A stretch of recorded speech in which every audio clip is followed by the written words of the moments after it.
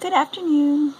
I'm over here at Wilson Lake Park in Donaldson, Iowa, and I wanted to do some trail running today, but also get some hiking in too, so I just put all as one big run, even though I basically only ran the first 2 miles. I ran some of the third mile, but I hiked the entire last mile, so.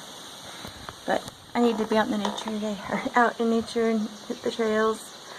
But I wanted to talk a little bit about how I've been doing on my diet and with my running.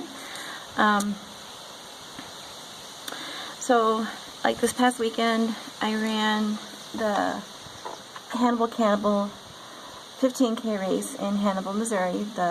Was it the home of Mark Twain? That's at least where his stories were written. I don't know, but it's Mark Twain's town. We'll put it that way. And it was a lot of fun. I got to meet my friend from Facebook from Run Junkies and her page called Running Gal Fitness, and her name is Jordan, and her and her friend ran the race, and it's very challenging, very tough, a lot of hills. Within the first mile and a half, there's this really long, steep hill that a lot of people were walking. I managed to run, even though it was a really slow pace, I still ran. And some protein water here. Anyway, then you go over to this campground, and you do 2 loops around the campground. And the really cool thing about this whole race was that most of it was shaded. It was so hot and steamy that morning, but we had a lot of decent shade. And once you got out of the campground, back onto the highway again, there was a good open portion along the river that was full sun. That kind of beat me up a little bit. From what I understand, it'd be a lot of us up. But I took my first walking break at, I think it was like 7.3 miles in, something like that. And the first long steep hill we had to run up at the beginning of the race, and down into the campground we had to run back up to finish. So I ended up walking. I was just so beat up from the sun that I wasn't going to run that hill again. Get my sleeves off. And then right after that we turned into Lover's Leap, and there's no running that one. I don't know, maybe some of the elite runners up there were running it, but I'm not an elite runner. I didn't run it. No way. No thank you. I mean, good gravy. It was So, anyway, I walked up that hill, and they had me stop and take a picture with King Ooga Booga and his queen, and try to cannibalize me on the race, but I still ran down that hill and finished the race running. Came in third from the last, and like 10 minutes after the 2-hour cutoff, but who cares? It was fun, and it's not like I was going for anything. I just wanted to run it. And meanwhile, that whole weekend, my husband was in Florida visiting his sister for her 50th birthday. Happy birthday, Chrissy! And I really missed him not being able to run that race with me, and he missed out on it too. He really wanted to run it. But anyway, then 3 days later, we ran the East Moline Firecracker Run 10K, and there's some hills on that one too, and surprisingly, I did better. I did better than I did last year during that race, which I had a 13:01 overall pace on that one, and then this year my overall was 12:25. And then on my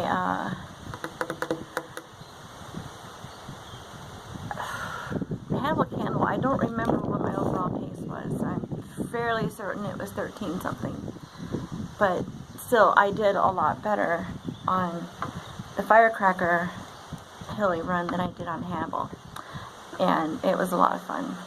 So But I wanted to say, as of Saturday, July 1st, when I ran the Hannibal, I on that day was my 1 month on my keto diet, and I'm now 1 month and 7 days, and I just wanted to say I've lost 14 pounds, and I'm kind of following my own plan. I'm not exactly going ketogenic, or ketosis, whatever you want to call it, although for the most part that's what I'm doing, but I'm doing a strategic carb diet. So on every day from the moment starting after I finish a long run up until the afternoon before my next long run, and I only do one long run a week, I'm 100% keto.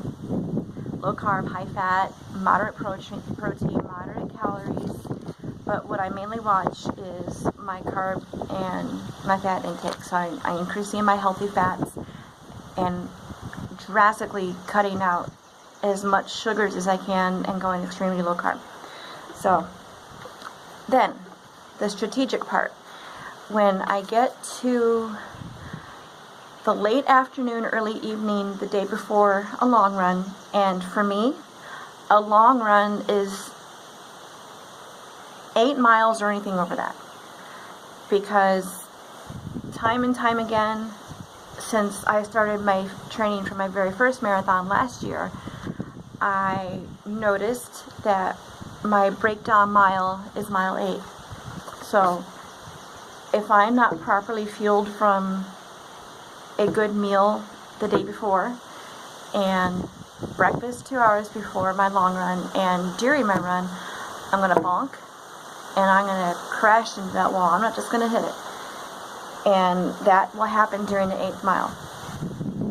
The only reason I know that is because of the degree. So that's where my body breaks apart, and that's where I have to plan ahead for 8 miles and up. So this week, because I did the Hannibal and because I did the 10K,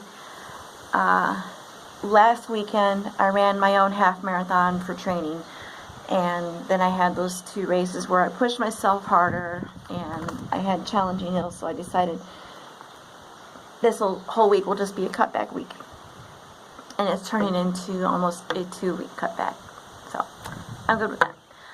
So I got 14 miles coming up on Thursday. Today is Friday, so next Thursday I'll do 14 before I drive down to visit my parents for a few days. And so what I want to say is that the afternoon before a long run, anything over 8 miles, I have to eat a carb meal. So that's where my strategic carbing comes in to do what I have to do for me.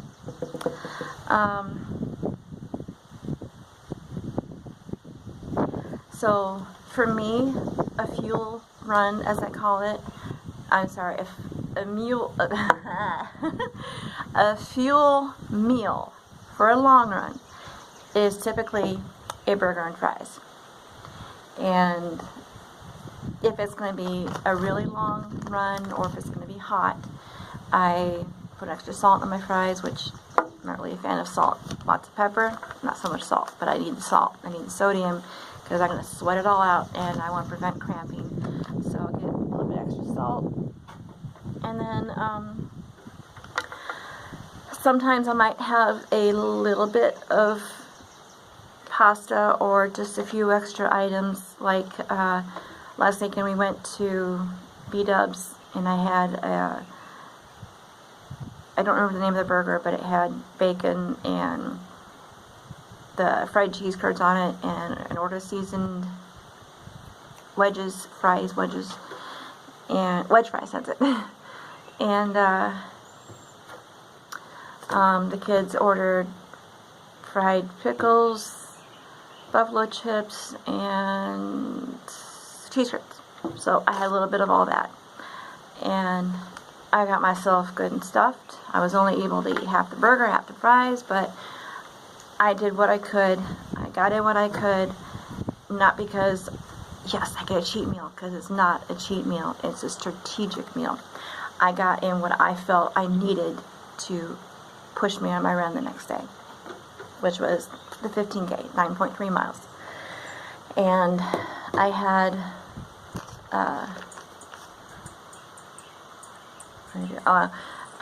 the next morning, I will either eat an English muffin with almond butter, or I'll have that and a goose stroopwafel, or honey stinger stroopwafel, or I'll have what are those things called? I think they're called breakfast cookies. They've got proteins and good stuff, bad stuff, whatnot. I find them in the health market at the local grocery store at Hy-Vee. And anyway, so I'll have one of those for breakfast along with the stroopwafel. And that will be about 2 hours before I run. So I do that, and then if I'm, like I said, anything over 8 miles I have to fuel for. So if for the 15K I brought 2 Goo Roctane gels with me, and oh, my nails are bad. I started peeling them off, sorry. But I brought 2 Goo Roctane gels for energy, nutrition, carbs. It's all good stuff in there. And for 9 miles, I'm not going to worry about needing a salt stick or anything like that, but I do have them in the drop bag for longer mileage, just in case. And that you take those when you are sweating a lot and depleting yourself, and if you start getting muscle cramps, then you need to replace that sodium. So that's how I fuel up for a race. It doesn't matter that I have been running for almost 7 years as of next month. It doesn't matter that I have run 10 half marathons, 1 full marathon, 1 50K. I'm training for my 2nd full marathon. It doesn't matter that I put in all these miles over all these years. What matters is that I learned what my body needs, when it needs it, where it needs it. And that's in addition to why I'm doing this diet I'm doing, because my body is so, I'm a carb junkie. That's the only way I can think of putting it. I love my carbs. I love like chips and salsa, chips and dip. And I don't mean like potato chips, but tortillas. Mexican food is my absolute favorite. And whenever I would go to find something to eat, it tended to be carbs. Not even really realizing it, trying to watch how much food I eat and how much calories I take in, but not focusing so much on carbs. And I was just up and down, plateauing, and not getting anywhere with my weight loss. So I am, I think, 10 pounds lighter right now than I was at this time last year during my marathon training. And my next goal, I had a 10 to 15 pound weight loss goal between June 1st and July 1st, and I got 14. I'm really good with that. I'm very, very much happy with that 14 pound loss. So my next goal is by August 1st, just 5 more pounds. It's going to be a slow process because I still have, like I said, my strategic carbing on the days before a long run, and that's going to set me back a little bit. I usually put on about 2 pounds the morning of my long run, but within 2 days it's gone again, and I'm on my downwards track of weight loss. So I am,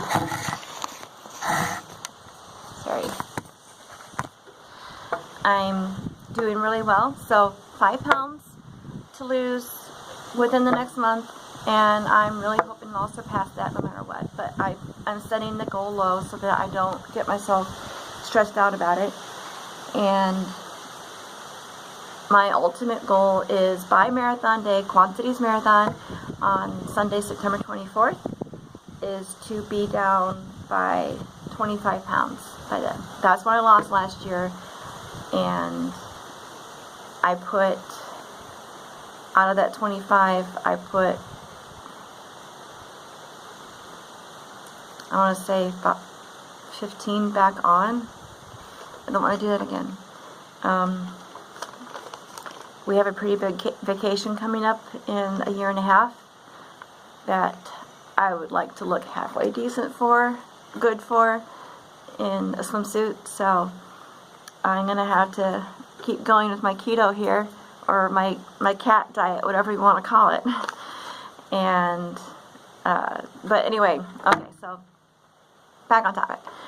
5 pounds lost between now and August 1st. That's my goal. And I think I'm fairly confident I'm past the whole keto flu stage. I don't have my sluggish days anymore. I mean, every once in a while I have a sluggish day, especially if it's after a long run, but I think I'm pretty good. No more emotional downfalls from that. I mean, when I hit that, it was like hitting the wall during a long run that lasted for 2 days. That sucked real bad.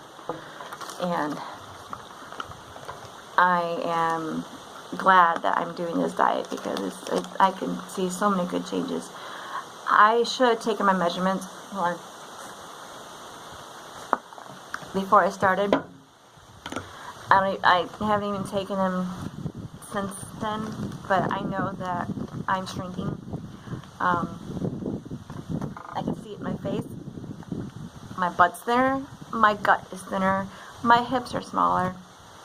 And my shirts are fitting me better. This is a medium. I've been stuck in a large or maybe even an extra large over the past year or so.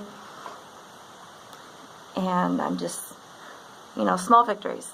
That's what it's all about. And that includes in my running. The whole point of losing weight is not just for me to be healthy and to stick around a long time and hopefully have grandkids someday to chase after and that kind of thing. I'd say chase after my kids, but they're growing up now. My youngest is 19, so I don't have to chase after him anymore.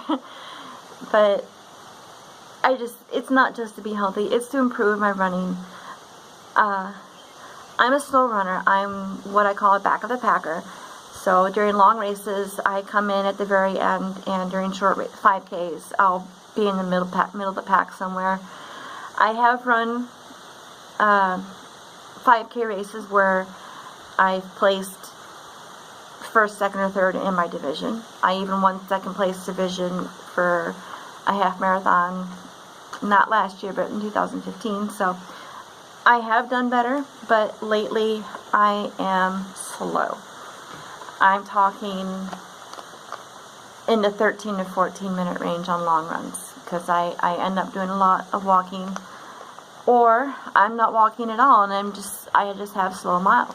So I'm not complaining about that. I'm just saying that's just how I run, and losing weight is going to improve that. When I was 10 pounds lighter than I am now, I was running what I call my happy pace, which is anywhere from 10 to 11.5 minutes per mile. And I'm really good with that. I'm perfectly okay with doing that. I'm not okay with running in 13s because I know I'm capable of doing better. But right now, my goal is to lose the weight so that I can improve my pace. But even if my pace doesn't improve that much, I just want to be able to build my endurance a little bit better than I did last year. So when I do run the marathon, my goal is to run through the first half and then do the Galloway method with a 3-minute, 1-minute variation. So running 3, walking 1 after the first half marathon is complete, and then finishing the race with that. If I can manage that, or even if I can't manage that, my ultimate goal is to at least finish under the cut time. They give you 7 hours to finish. Last year I finished in 7:19. I still got the big cheering section at the end of the race, but they are already packing stuff up, and there's nobody left to watch, hardly. And there was only one other girl that came in behind me. So my goal is this year to finish ahead of that cutoff time. Maybe even do better. Maybe get 6.5 hours instead of almost 7.5. anything I can do to improve my level of endurance and my running, I guess. So weight loss is my first ticket to achieving that. And the heat. Obviously I can't do anything about the weather, but that was the other big factor during the race last year. The heat kicked everyone's butt. We weren't expecting it. The forecast said it was going to be in the 60s and 70s by the afternoon. We had a slight chance of rain that morning, and the humidity was going to be like in the 60% range. It really wasn't going to be that bad. And it ended up getting up to 92 degrees by noon, according to one of the cyclists on the course. The humidity was outrageous. One end of the race had some rain. Well, where I was running at the time, I never saw it. I had no clue. It wasn't until later that someone said, "Hey, you know it rained earlier." I'm like, no, we didn't. And but if the weather permits, my goal is to finish that race in 7 hours or less, and to get a lot more running in this year than I did last year during that race. So just help keep me going, help keep supporting me. You guys have no idea how much your support means to me. When I don't feel like I get enough support, I don't do as well. And I know it just seems like I'm begging or looking for attention, and I'm not looking for attention. I'm just looking for someone to acknowledge, hey, I see the hard work that you're putting in. You're pushing me, making me want to get out there and run, and I think it's pretty awesome what you're doing. That's all I'm hoping for, just to see that someone else is noticing the hard work I'm putting in.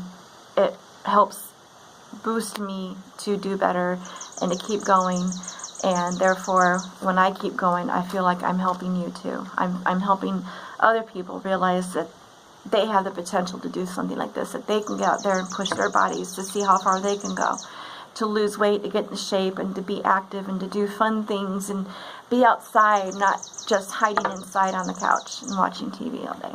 That's fun too, but live your life. Don't keep your life in front of the TV.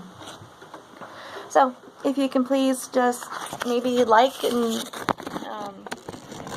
subscribe to my channel or something.